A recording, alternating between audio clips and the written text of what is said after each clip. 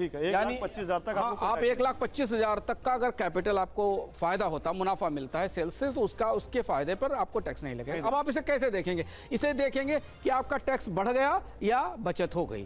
तो जो छोटे निवेशक थे उनके लिए ये मिला जुला सा हिसाब किताब है, मतलब सरकार ने उधर लिया तो इधर दिया।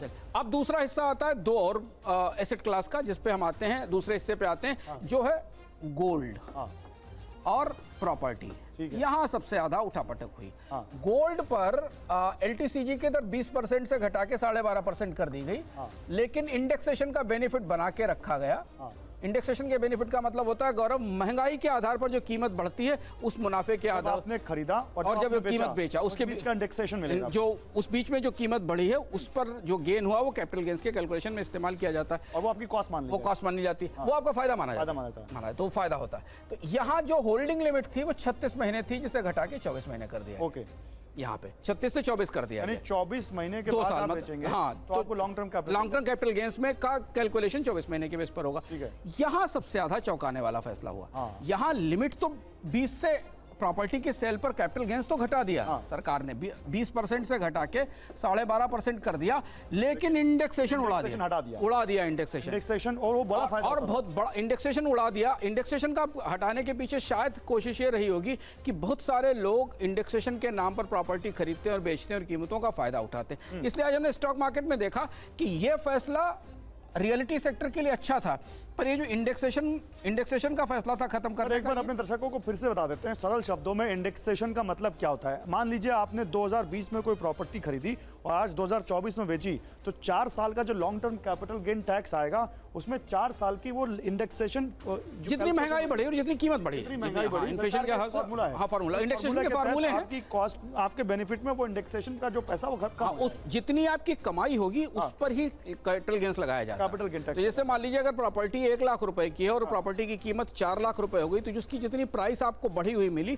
जितना बेनिफिट है उसको इंडेक्स करके उस पर, तो वो पूरे 3 लाख पे नहीं लगेगा, वो 2 लाख पे, जितना फायदा आपको हुआ, जितना फायदा हुआ उसके ऊपर। अब यहाँ से अभी ये स्पष्ट नहीं है, देखिए ये हिस्सा खाली है।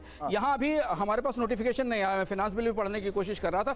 नोटिफिकेशन के आधार पर पता चलेगा कि इंडेक्सेशन खत्म करने की प्रॉपर्टी पर व्यवस्था क्या है। क्या कोई कट ऑफ डेट रखी जाएगी, प्रॉपर्टीज की कोई वैल्यू तय की जाएगी, पुरानी प्रॉपर्टीज जो बहुत पुरानी प्रॉपर्टीज हैं, पेरेंटल प्रॉपर्टीज हैं, उनके बारे में क्या नियम होंगे, इस पर वित्त मंत्रालय के फैसले का इंतजार रहेगा। तो ये हो गया, पर ये एरिया अभी डार्क है, इसमें हमें इस पे क्लैरिफिकेशंस मिलेंगे वित्त मंत्रालय से, तो हमें समझ में। हम ये कह रहे थे कि अलग अलग असेट क्लास को मर्ज करके एक असेट क्लास पे एक कैपिटल गेन टैक्स लगा दिया गया, लेकिन उसमें भी अलग अलग नियम है। इंडेक्सेशन के नियम गोल्ड के लिए, गोल्ड के लिए है, प्रॉपर्टी के लिए नहीं है। और बाकी अगर आप ओवरऑल देखें तो हेडलाइन के तौर पर कैपिटल गेन की दर सामान्य निवेशों के लिए 10 से 12%, 12.5% हो गई, और बाकी जगह कम हो गई। अब आइए हम एक और चीज पर आते हैं, इसके पीछे छिपी हुई चीजों पर आते हैं। एक और टैक्स में बड़ा बदलाव हुआ। हम सारे लोग जानते हैं टीडीएस नाम की एक व्यवस्था होती है जिसमें टैक्स का सोर्स पे डिडक्शन होता है, टैक्स डिडक्शन एट सोर्स। तमाम सेवाएं जो आप खरीदते हैं, लेते हैं, पेमेंट करते हैं, और उन पे टैक्स डिडक्शन सोर्स होता है। टीडीएस की दरों में महत्वपूर्ण बदलाव किया गया, उल्लेखनीय बदलाव किया गया, जो फिनांस बिल में दिखाई दे रहा है, फिनांस बिल में दिखता है। टीडीएस की दरों को आमतौर पर कम किया गया है, लेकिन प्रॉपर्टी में जो मल्टीपल सेल वाली प्रॉपर्टीज हैं उनके ऊपर 50 लाख से ऊपर की प्रॉपर्टी की सेल पर टीडीएस लगाया गया है। तो टीडीएस की दरें कॉम्प्लिकेटेड हैं, लेकिन हम मोटे तौर पर समझ सकते हैं कि जो म्यूचुअल फंड डिस्ट्रीब्यूटर्स हैं, जो वित्तीय सेवाएं देते हैं, उनके लिए टीडीएस की दरों में कमी। जैसे अगर कोई स्टॉक मार्केट में इन्वेस्ट करता है, उसको जो डिविडेंड आता है वो 10% टीडीएस करके उसके पास आता है। टीडीएस की जो दरें हैं उनमें ठीक ठाक कमी की गई। कितनी हो गई सर? की गई, उसका एक पूरी लिस्ट है, वो लिस्ट अभी हम लोग इसको मोटा कुछ मतलब 0.5%, 1% सब में कमी की गई है, सारे टीडीएस के स्लैब्स में कमी। तो ये फायदा है। हाँ, ये फायदा है, टीडीएस में फायदा हुआ है। ठीक है, अब मुझे ये बताइए, हम बात कर चुके हैं टैक्स की, हम बात कर चुके हैं स्टॉक मार्केट की, यहाँ पर सरकार ने जॉब्स बढ़ाने के लिए आपके हिसाब से, क्योंकि ये बताया जा रहा है कुर्सी बचाओ बजट, विपक्ष ने इसको कहा है, लेकिन जॉब्स के लिए सरकार ने इंटर्नशिप की व्यवस्था की है, सरकार ने एंजल टैक्स हटाया है, तो इन सब चीज़ों से क्या जो जॉब ओरिएंटेड जो एमएसएमईज को सरकार ने क्रेडिट गारंटी दी है, इससे जॉब्स क्या बढ़ रही? जॉब मैं आपको रोकूंगा, कांग्रेस के अध्यक्ष मल्लिकार्जुन खड़गे एक प्रेस कॉन्फ्रेंस कर रहे हैं, वहां जाना पड़ेगा।